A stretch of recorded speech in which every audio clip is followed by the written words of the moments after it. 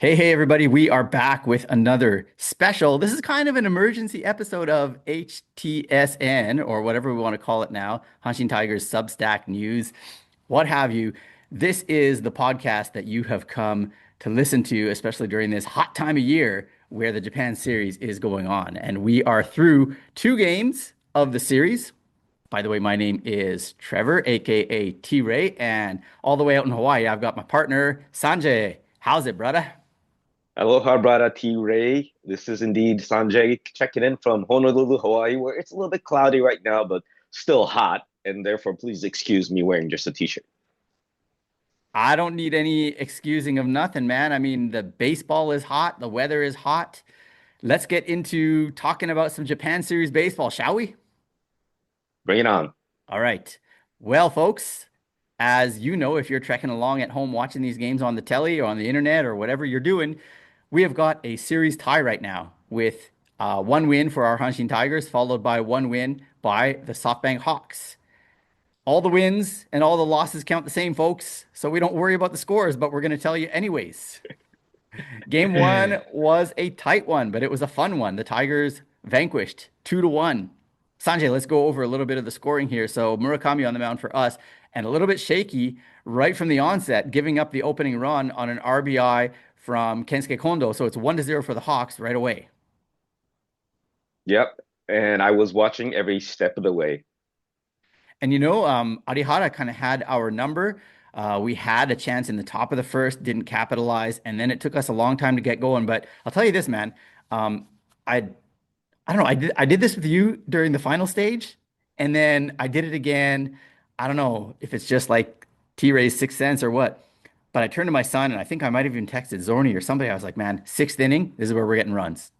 I saw after the fifth inning went, our seven, eight, nine went down. I was like, "This is it. Sixth inning, we're putting runs on the board." And sure enough, true to form, we did. And this is how it went down. Correct me if I am wrong. Uh, Chikamoto with an infield single, followed by a stolen base.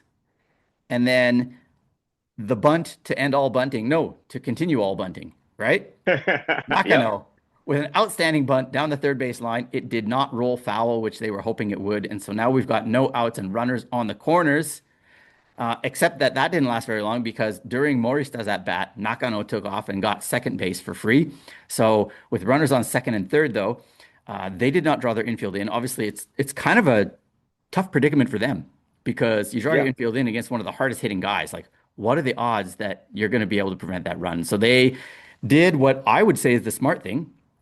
They played regular depth. They got Morishita to ground out, but in doing so, Chikamoto scored. Nakano moved to third base, and that set the stages for Sato to bring him home on a double, was it? Or was it a single? I forget I which one think of his hits. It was a double. It was a double. So double. Yeah. so we had one out and a runner on second. We weren't able to get any more across, but it was 2-1 at that point. Um, Murakami settled down nicely after that first inning and went seven innings, allowing just that one run. And then we started the eighth with Oyokawa, and he started shaky, but he got a couple of outs. And then Ishii came in to get the third out, and he locked the barn doors in the ninth inning, giving us the 2-1 victory. Ice in his blood veins. Yeah, Ishii's the Iceman. it was unbelievable. I mean, I don't know how the guy does it, but man, I sure appreciate us taking him in the eighth round of the 2020 draft. My goodness, what a steal! Yeah. What a Total, steal. total steal. Yeah. Yes. And so then we get to game two, which was just yesterday, Sunday, and we brought Jon Duplantier to the mound. And this went against what we had predicted would happen um, in our previous show, where we said it was hmm probably going to be Saiki versus Moinello.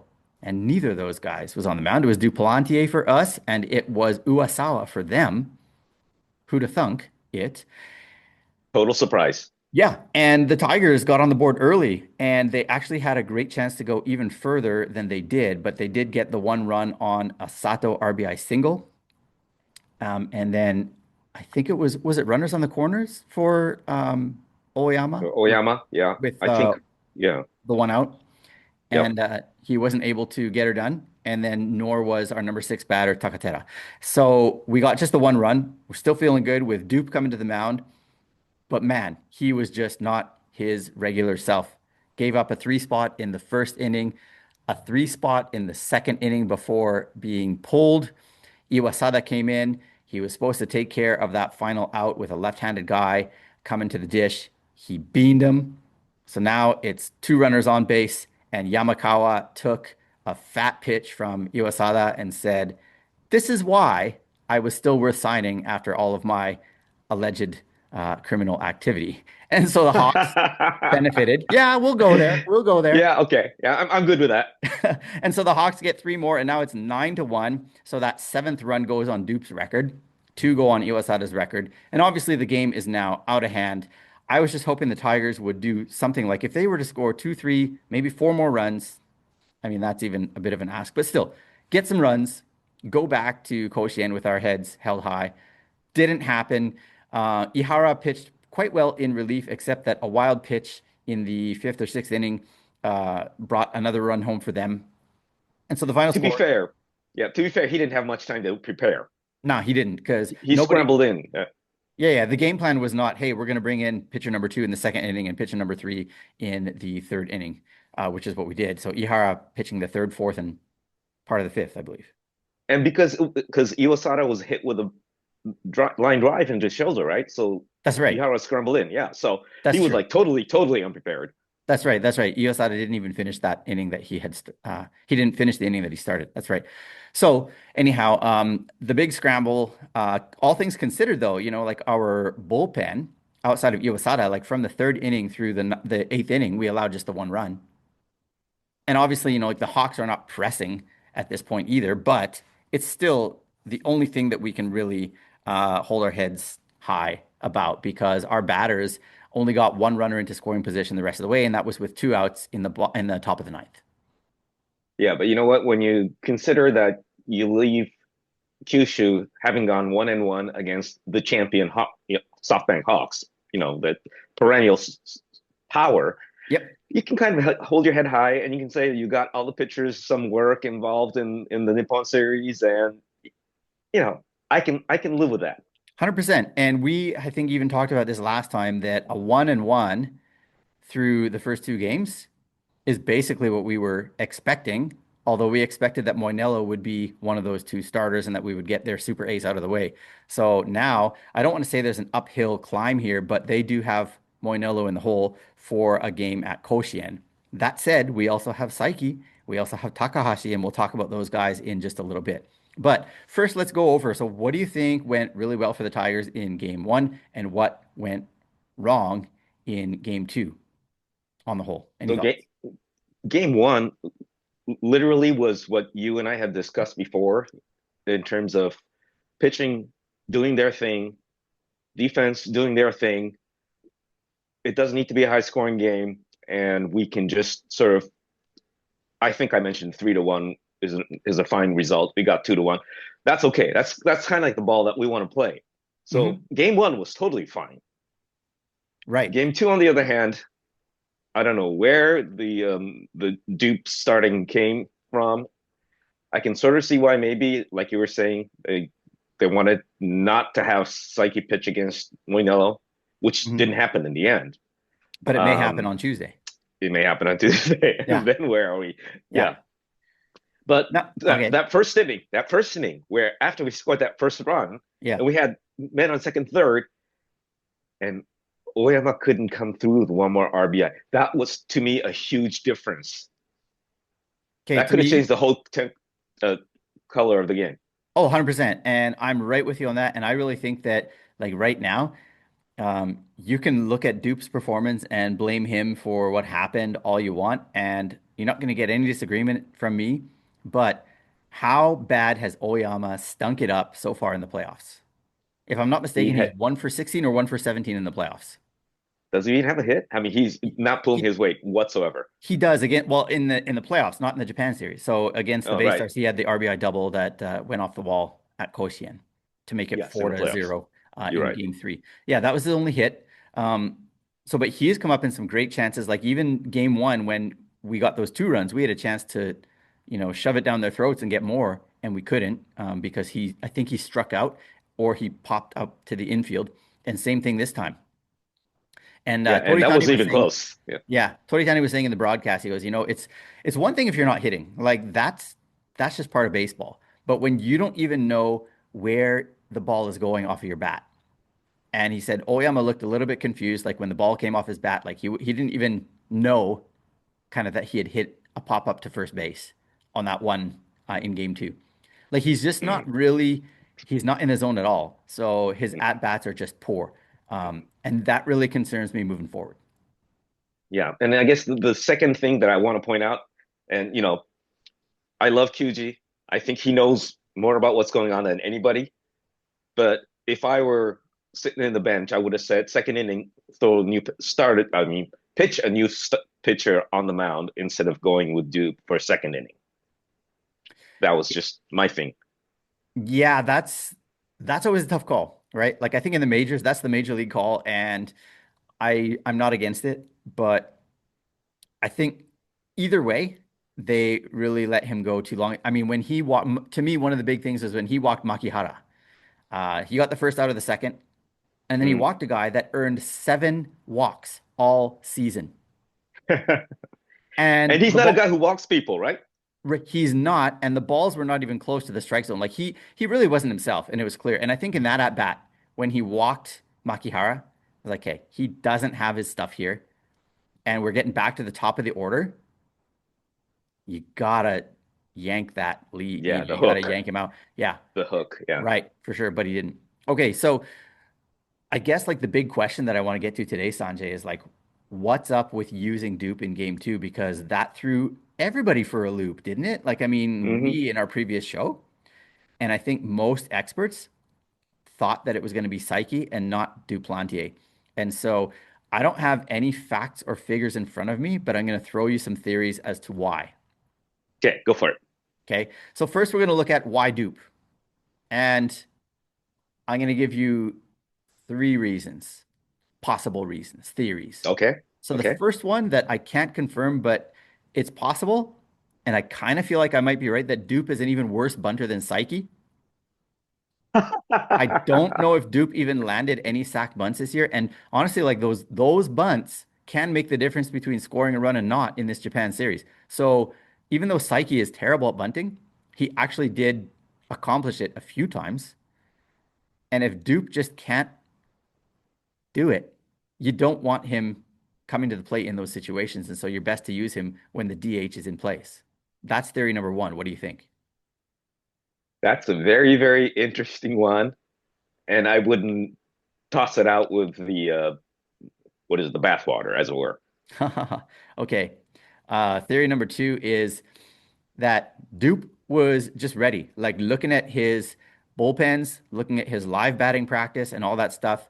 I mean, QG is a great assessor of pitching talent and whether a pitcher is ready, whether he's got his stuff. So, he didn't have to make this decision about game two until after game one was over. Like it was not announced during game one as it usually is. I think it was Mm. announced either at night or the morning of the game.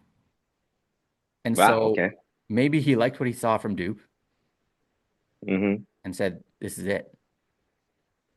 Yeah, and I love Dupe and I love QG, so I'm not against any of this. It's Right. just unfortunate that that's how it played out. Yeah, I mean, we're not privy to this information, so we weren't watching the BP. We were not watch or the live BP, I should say. We were not watching Dupe's bullpens. So how do we know Hmm. any of this? I'm just theorizing, right? That could be what went into it. Yeah. And then the third one for me is the element of surprise. Everyone's going, it's Saiki, it's Saiki. I mean, he was the ace all year. He led the league in ERA. He's rested. Throw him in there. Why wouldn't you? I think that third one, the element of surprise, might be most, I Plausible? don't know, palatable for me. Uh-huh. Uh-huh. And I guess another one is too that, maybe QG had a scenario for if the Tigers won game one and if they lost game one. So maybe if they had dropped game one, he would have said, look, we've got to take game two. We've got to bring our ace of aces. Psyche's in for game two. But because we won game one, maybe it's not to say like, oh, it's okay to lose, but rather it's not a must win situation. So you That's save your fair too. bullets. Hmm. That's fair too. Okay. So those are the why dupe things. But then the other thing is why not Saiki? Why not Takahashi? And so one of my things for why not Saiki was I've got two. The first one being, how did he do in that last start of his in the playoffs? So that's the thing. He hasn't won in October, right? Pretty much. Right. You're right. That's the And knock. yeah, and he went what, 5 innings, 3 runs against the Bay Yeah, Stars? 3 runs. Yeah. Yeah. And I forget if he completed the 5 innings. He might have. But anyways, those aren't great numbers. And even the year before against the Bay Stars in the playoffs, he was not great. And I guess he didn't win um, in the Japan series or in the Climax series. He was not a Climax series pitcher in 2023, but in the Japan series, he didn't win his game. Hmm. And that doesn't mean that he wasn't good. I think he pitched game 4, if I'm not mistaken. And the Tigers won that game, but it was a walk-off win, so the reliever got the win. But anyways, Right.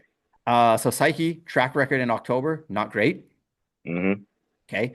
Another reason for not using Saiki in that situation, um, maybe he felt like he needed that little bit of extra rest. Could And be. again, Yep. this is again almost the same kind of like theory as Dupe looked good in the bullpen, and maybe Saiki didn't. Again, like that's just guessing, right? Hmm. Yeah. Yeah. And then the third one is this, and this is a little bit of a wild card, but tell me what you think of this.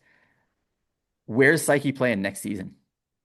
That's the thing. Major leagues. Yes, potentially. And so, do you want Saiki's career at Koshien to end on that 5 innings, 3 runs against, no decision? Or do you want to give him one last chance before the Koshien faithful? And I mean, this is a little bit of a kind of MOE, right? It's like this, okay, we're getting a little bit more into what do the fans want as opposed to what does it take to win. So I kind of don't buy into this, but I think there might be a little something there. What do you think? I think that of all people, QG probably thought about it Hmm. because he has that element. He thinks it's entertainment, you Right. know. So as far as entertainment value goes, have Psyche pitch at home. Yeah. Let him get a win, and then send him off into the sunset or the major leagues. Yeah. Yeah, send him off with the dub, right? And send him Yep. off with the Koshien faithful behind him one last time. Obviously, like we will still have the Yusho parade, whatever happens here. We will still have the fan appreciation day, no matter what happens here. So there will be a chance for Koshien fans or Hanshin fans to thank him and wish him well and send him off. But, from the mound, this could potentially be his final game. And so if you use him in game 2, that means you're also using him in a potential game 7, which means you're only seeing him on the road during this series. Yeah. Yeah. That's a very, very good point, actually. Right. And then my final thought about why not Takahashi is, I mean, hey, look how he did against the Bay Stars. Could you ask for a better performance? Of course not. 7 1/3 innings of perfection until he finally gave up 3 singles that resulted in 0 runs against. This is your guy. But where did he do that? On the Koshien mound. Mm, I mean, this is a guy that's coming off a lot of surgeries and a lot of injuries. And do you really want to push him? I know like his last game would have been a Friday, so it's a Friday to Sunday, 9 days of rest. hmm. But I think a guy like Takahashi could benefit from the extra days of rest. And so give him the mound at Koshien. The question now being, what's your order, Sanjay, for games 3 and 4? Is it Takahashi Saiki or is it Saiki Takahashi? Or does it matter? So no, it matters to me. Okay. And what I would rather see Yeah. is Psyche first Okay. with his, 155 kilometer per hour fastballs, Uh-huh. followed by Takahashi with his 89 kilometer per hour blooper coming down. I think we want to vary the speed, and that's the order I want to do it in. Oh, while we're on that note, hey, we got to talk about the one highlight from game 1 that a lot of people are talking about, right? Murakami throws in right in the middle of his sequence a 59 59, kilometer yeah, per hour, 37 miles per hour yeah. gyro And it was a strike, right? or a strike. Yes, yes. Yeah, Yeah. I mean, hilarious.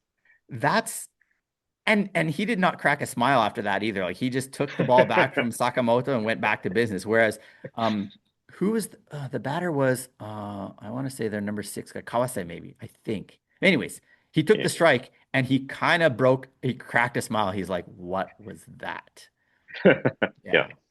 That's a And natural reaction. yeah, for sure, for sure. Well, I would play slight devil's advocate on the order of the pitchers simply because we have not shown them a lefty starter yet. Um, Mm. and they are lefty heavy as far as the lineup they brought on in games one and two, right? Like their first five hitters were all lefties, as well as their number nine was a lefty, and I think even their maybe even their number six, which means their first six were lefties, depending on the day. Because Okay. I think yesterday Yamakawa batted sixth, but I think the day before it was Kawase. So, anyways, six or seven of their batters are lefties. So I just can't help but wonder if throwing a lefty in game three and then again in game five would be the way to go. Just my So opinion. you're saying Takahashi, Saiki, and then Otake, which Otake, works for me. yep, Works for me too. yep. Well, I think Otake, and then you better be ready with a backup just in case. He did well against them during interleague, but that doesn't necessarily mean anything. And I would have like a Nick Nelson ready to be the number two starter in game five. Yeah, Yeah. I agree. It kind of cuts both ways because for Otake, it's his old home, right? The guys who said they didn't need him. Yep. And I don't know if that gives him the extra motivation to really ratchet it up a notch or gets him a little bit tense and like not himself. Right. Well, I mean, I think he's pretty mentally strong. The only thing is, in recent starts, around the fifth or sixth is when he kind of gets a little bit shaky. And so I wouldn't want to say just because he dominated five innings, for example, it doesn't mean you necessarily bring him in for the sixth. It'll depend on how the fifth inning went and also who's coming up in the sixth inning, right? Oh, totally agree. And his pitch count, of course. I mean, there's all sorts of things that come into play, and I'm not trying to kid anyone to say like I know better than QG. Like he's going to do the right thing. Yeah, but I'm totally with you. We're in a short series here, Yeah. and so the we mentioned this before. You know, the thing is about you want to let the starter go long enough to earn the victory and accolades and so on. That all Mhm. goes out the window. Yeah. You just like we win every inning and we win the game. Right. That's all that matters. Precisely. Precisely. Yeah. So we've kind of established who we think maybe could start game five in Otake, and then I think maybe Nelson as a number two starter, or even like depending on how games three and four go, you've got Ihara there as your not ace in the hole necessarily ace, but like your third long reliever, if you will. Long reliever. Yeah, Yeah. yeah. Yeah. He's good. He's proven himself. But then the question to me is, what do you do in game seven now? Like, can you go back to Dupe? Or is Dupe done for the series? And hey, rest well, come back next season? Or like, what do you do now? You know, I'm sorry. Based on what we saw yesterday, Yeah. Dupe's not getting another call. I love the guy. Yeah. He's a great guy, but he's not getting another call. Yeah. I tend to agree with you. And yet at the same time, I think it's still going to depend on stuff that it's things that are impossible for us to see. So like Well, we yeah, see, and that's QG. That's yeah, QG. Yeah. yeah, because we see the stat line and we saw what we saw on Sunday, but there's also stuff going on during the week here. There's conversations being had, there's massages, there's all sorts of treatment going on, there's the mental care. You never know. I mean, he may not get the start, he may not get a leash, but you know what? If he does, um, and the Hawks are chomping at the bit, and then he shuts them down for a couple of innings, look out, man. Again, these are Yeah. ifs. We can't say that it's going to happen or it No. should happen, but I wouldn't rule it out. But what do you think then? What do you do in a game seven situation? Like in 2023, we had Aoyagi as our surprise game seven starter, if you remember. Nishi started game two, was Right. terrible. And then Right. Aoyagi started game seven and was adequate. What do you do in this case? Wait, so we're talking game seven now. Can't we just bring back game one?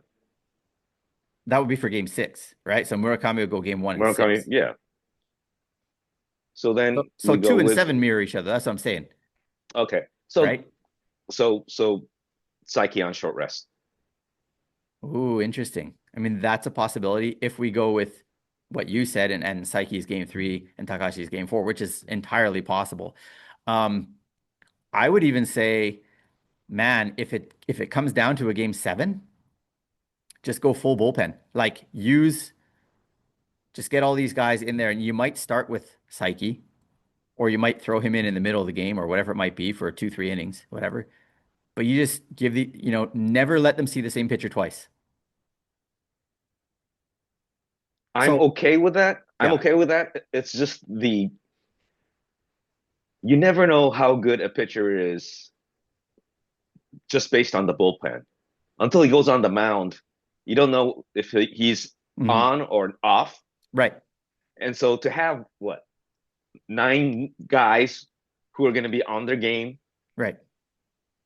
might be statistically kind of a difficult thing to accomplish. No, I understand that, right? So you're not going to necessarily have nine guys that are right on, and even these guys with an ERA of one, it means that like Oyakawa, for example, is under one, but that means one out of every 9, 10 games he's giving up a run.